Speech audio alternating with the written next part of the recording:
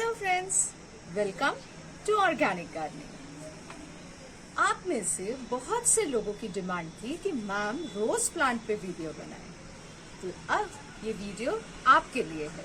And the icing on the cake is, ये सिर्फ एक वीडियो नहीं रहेगा रोज प्लांट पे, will be making a series of videos on rose plant, so keep watching. आज हम स्टार्ट करेंगे बहुत बेसिक रोज केयर से।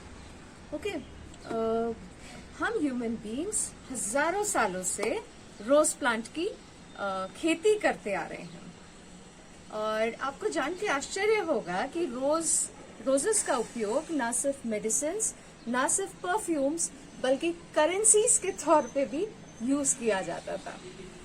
तो 4-5 चीजें होती है बहुत बेसिक रोज केयर में। हाँ, उससे पहले मैं एक चीज आपको क्लियर कर देती हूँ कि मोटा मोटी अगर लेंगे तो there are 2 varieties of roses. एक होता है अपना देसी गुलाब और एक होता है इंग्लिश रोजेस। एक इंडियन रोजेस, एक इंग्लिश रोजेस। जो डिफरेंस दोनों में कैसा है? सबसे बड़ा डिफरेंस होता है इसकी जो इंग्लिश रोज होते हैं उसकी पेटल्स बहुत हैवी होती है और ये जो रोज जब प्लांट में लगता है तो 8, 10, 15 दिन तक वो प्लांट पे एकदम फ्रेश रहता है। जबकि जो हमारा देसी गुलाब होता है, इंडियन रोज होता है, वो 2-3 दिन के लिए बहुत फ्रेश रहता है प्लांट्स पे और फिर वो धीरे धीरे झड़ना शुरू कर देता है। जो एक्चुअली परफ्यूम वगैरह बनते हैं ना, ये देसी गुलाब के बनते हैं। जो गुलकंद खाते हैं वो देसी गुलाब के बनते हैं। एक चीज और, हाँ, जो इंग्लिश रोजेस होते हैं वो समर्स में जनरली नहीं, समर्स में फ्लावर नहीं करते हैं और जो अपने देसी गुलाब होते हैं ये ईयर राउंड फ्लावरिंग करते हैं। तो फ्लावर नहीं करने का मतलब ये नहीं है कि एक आध नहीं करेंगे, एक आध दो आते हैं, but on a major portion में वो फ्लावरिंग नहीं करते हैं इन समर्स। अभी स्टार्टिंग के वीडियो में हम दोनों उसमें कैटेगराइज नहीं करेंगे। ऐसे बहुत सारी वैरायटीज होती है, क्लाइंबिंग रोज और अमका डमका, बहुत सारे रोजेस होते हैं, बट बेसिक केयर अभी हम सबको एक ही इसमें करेंगे and then will segregate more types of roses later in the video. पर अभी हम बेसिक्स सारे जो रोजेस पे अप्लाई करती है वो बात करेंगे। फर्स्ट, वेरी इंपॉर्टेंट, आपका जो पॉट होता है उसमें जनरली आप एक होल करते हैं। रोज प्लांट के लिए जो पॉट होगा, मेक श्योर उसमें 2 होल हो। पता है क्यों? क्योंकि रोज प्लांट पे ना पानी लिटरली नहीं रुकना चाहिए। अगर एक होल लॉग हो गया तो एटलीस्ट दूसरा वर्किंग हो, दैट इज द रिक्वायरमेंट। इसीलिए हम 2 होल्स 3 होल्स बोलते हैं। पॉटिंग मिक्स जो होगा ना, इसको जो अपन बेसिक पॉटिंग मिक्स बनाते हैं ना, use that, it is very correct for the rose plant. उसका डिस्क्रिप्शन बॉक्स में आपको लिंक जरूर शेयर कर देंगे। इसको जो रहता है ना, इसका जो पॉटिंग मिक्स, उसमें ना हमेशा, क्योंकि रोज क्या है, बेसिकली फ्लावरिंग प्लांट है, तो इसके सॉइल में बहुत सारा ऑर्गेनिक मैटर होना चाहिए। ऑर्गेनिक मैटर यानी वर्मी कॉम्पोस्ट हो गया, आपकी नीम कली हो गई, जो भी नेचुरल काउडंग कॉम्पोस्ट हो गया, इसका अच्छा खासा अमाउंट इसके पॉटिंग मिक्स में होना चाहिए जब भी आप रोज प्लांट करते हैं उसमें, ठीक है। अदरवाइज मैं आपको फर्टिलाइजर के टाइम पे वो भी बताऊंगी। थर्ड है इसका वाटर रिक्वायरमेंट। देखो, अगर मैंने यहाँ पे बोला कि आप इसको सुबह पे पानी दो, शाम में भी पानी दो, या एक टाइम पानी दो, या 3 दिन में पानी दो, ऐसा प्रैक्टिकली कभी नहीं होता है। क्या गलती करते हैं? मैंने अगर आपने पॉटिंग मिक्स बनाया और आपको लगता है we with general Indian tendency, इतना सा सैंड बचा है, इसको भी मैं डाल ही देती हूँ, एक पसारा खत्म होता है, तो ये पॉटिंग मिक्स क्या हो गया? थोड़ा सा सैंडी हो गया। अब इसमें सॉइल में पानी रुकेगा नहीं, सॉइल ज्यादा होल्ड नहीं कर पाएगी, तो पानी आपको इसमें पानी डालने की फ्रीक्वेंसी बढ़ानी पड़ेगी। लेकिन अगर जैसे आपके पास मिट्टी, गार्डन सॉइल ज्यादा हो गई और पॉटिंग मिक्स में आपने वो ज्यादा डाल दिया, तो अब आपके सॉइल का पानी होल्ड करने का कैपेसिटी बढ़ गया, तो अब आपको फ्रीक्वेंसी कम करनी पड़ेगी, और बहुत ज्यादा डाल दिया ना तो वो सॉगी भी हो जाएगा। तो बेस्ट पॉटिंग मिक्स आप यूज करेंगे जो आपको डिस्क्रिप्शन बॉक्स में दिया है। और हाँ, जो इसका जो सॉइल जो होगा वो मॉइस्ट रहेगा। सॉगी गलती से भी नहीं करना, क्योंकि रोज में ना रूट्स को जितना आप स्ट्रांग रखोगे, जितनी ताकत आप रूट्स को दोगे ना, ऊपर फ्लावरिंग उतनी ही अच्छी होगी। नेक्स्ट पॉइंट है इसके सनलाइट का। This is a full sun loving plant. यहाँ पे फुल सन लविंग प्लांट के साथ एक इन्वर्टेड कॉमर्स में आप वर्ड नोट कर लीजिए, डायरेक्ट सनलाइट। इस प्लांट को इधर से सनलाइट चाहिए तो चाहिए, इधर से भी सनलाइट चाहिए। जैसे अगर रहता है ना, हम कोई ये पेड़ है इसको किसी की छाया में रख देते हैं, जैसे किसी और पेड़ की छाया इसके ऊपर आ रही है, या तो ये फ्लावरिंग नहीं करेगा। रोज प्लांट को डायरेक्ट सनलाइट चाहिए, without anything to hinder the light. Sun से सीधा इसके पास आना चाहिए। नेक्स्ट बात करते हैं इसके फर्टिलाइजर की। बेसिकली ये बहुत फ्लावरिंग वाला प्लांट होता है, तो इसके लिए बहुत सारा पोटैश रिच फर्टिलाइजर चाहिए, है ना।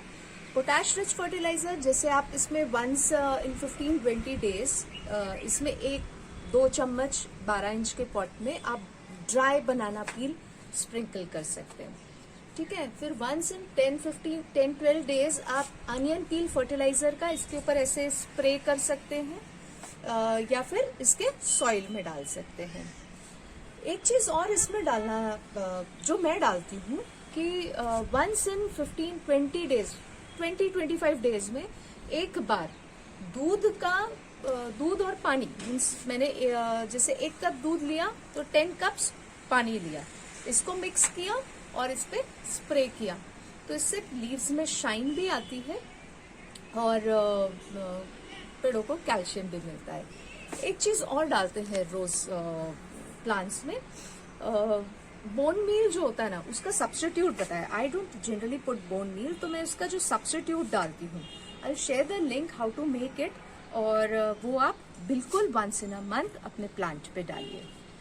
ओके, इसके अलावा एक रोज मिक्स आता है बाजार में, तो वंस इन मंथ आप 1 स्पून वो भी डाल सकते हैं।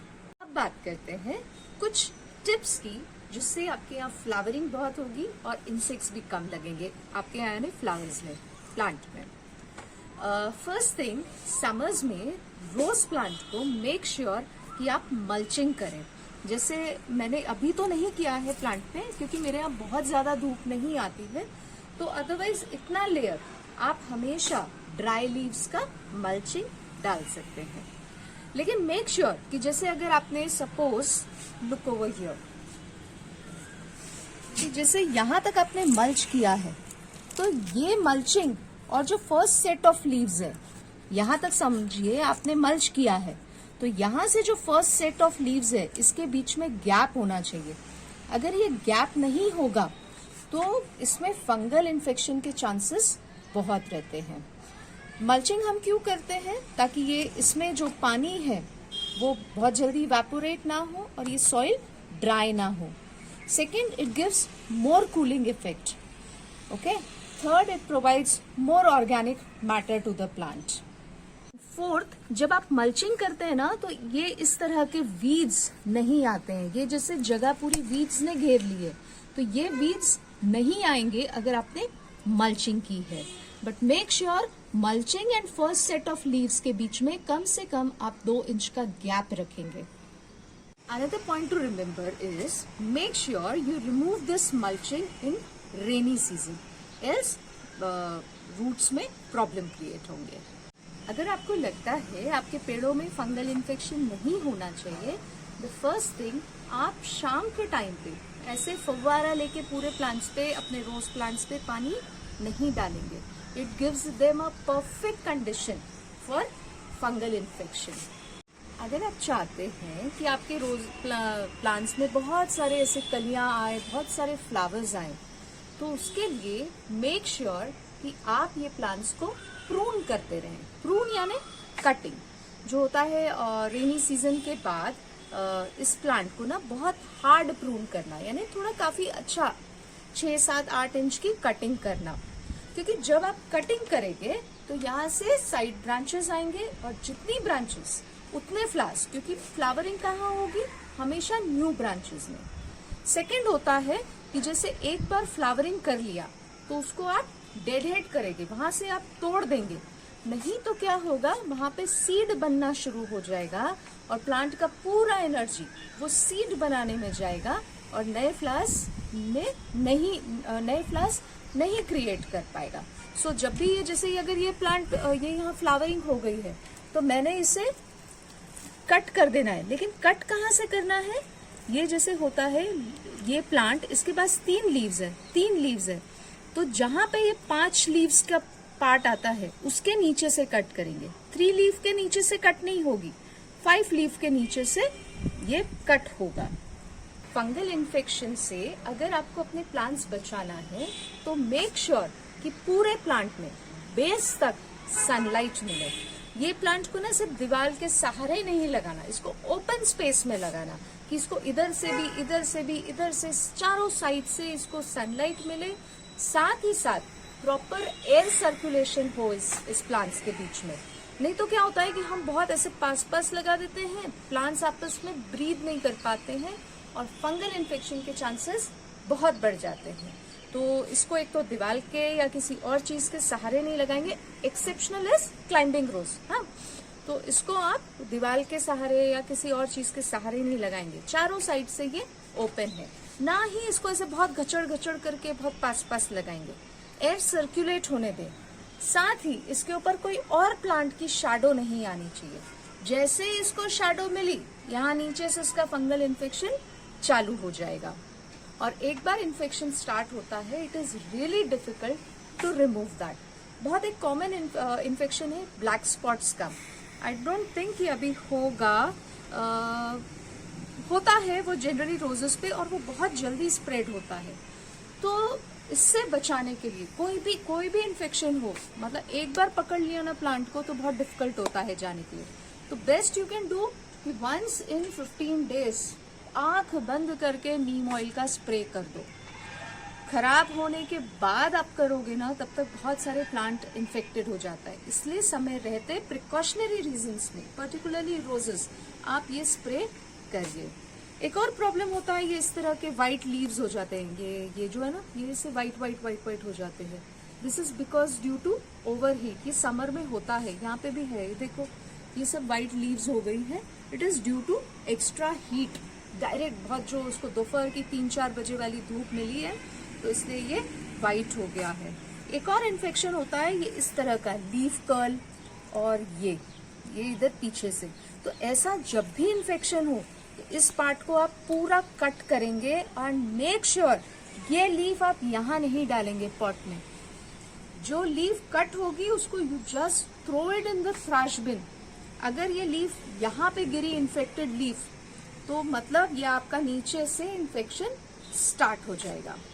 और बहुत बड़ा प्रॉब्लम आता है, जनरली लोग कहते हैं हमारे रोजेस का साइज बड़ा नहीं है, बड़े आने चाहिए, तो इसके लिए you use Epsom salt. Epsom salt से कलर्स भी ब्राइट आते हैं, रोजेस भी बड़े आते हैं। तो वंस इन 15 डेज आप स्प्रे कर सकते हैं अपने प्लांट्स पे। So this was some of the basic, I know the video has gone very big, but this was the basic thing you must know when you are planting roses in your garden.